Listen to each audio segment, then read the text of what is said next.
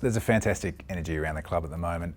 I think the industry, it's important to acknowledge 2020 was very difficult, and despite not knowing exactly what 2021 will look like and how that will play out, there seems to be a little more certainty around what it will look like, and we've undergone some significant change. Some was forced, a lot of it was very hard. But it is a new year. Really excited about what we'll do on the field. Had a terrific draft at the end of the season. Obviously, we had early picks. Logan McDonald from Perth, he settled in really well, and we need to manage expectations on young players. And then the two academy boys with Braden Campbell and Errol Goulden, they're best mates. They've been best mates since they were 11 years old. And to see them integrate as professional athletes, and Mark Sheether on the rookie list, and also Mal Carruthers from South Australia. So there's a change. They'll be given opportunity to work their way into the footy club. Hopefully we see them play, but they've integrated into the club really well. It feels like it's been such a long time since we've had a full house at the SCG, and the reality is it was the final game of 2019 when we played the Saints and we farewelled some champions, and so much has changed since then. The AFL still need to have some flexibility in their fixture. The full season's been laid out in terms of who we play and where, not necessarily when.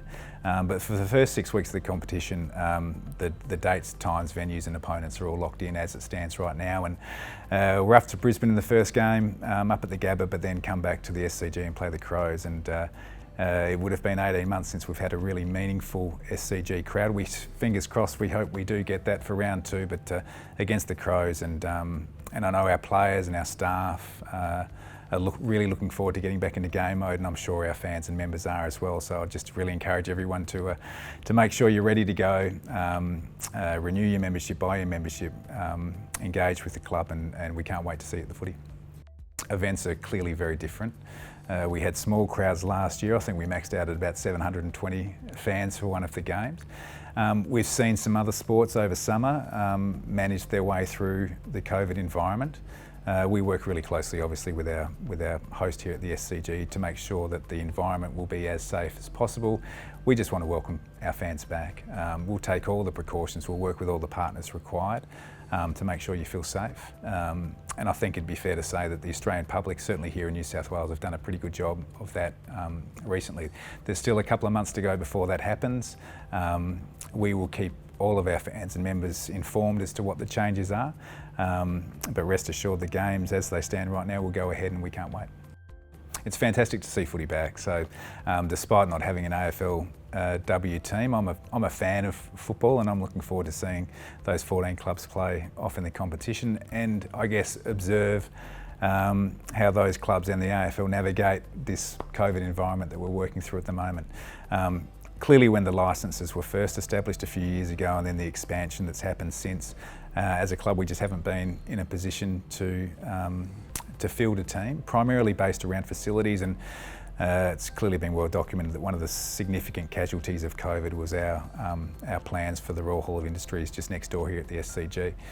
We're working feverishly to get that back on board and satisfy our facility challenges, and so that's a primary concern for us, and that's one of the key planks obviously for our entry into AFLW. The AFL will ultimately determine when new teams are in, but what we are doing is we're continuing to expand our QBE Youth Girls Academy to include under-19s. They start this Saturday, so looking forward to seeing a new generation of young women run around in the red and white, certainly in an academy environment, which will be the genesis of our future AFLW team. So absolutely still a priority.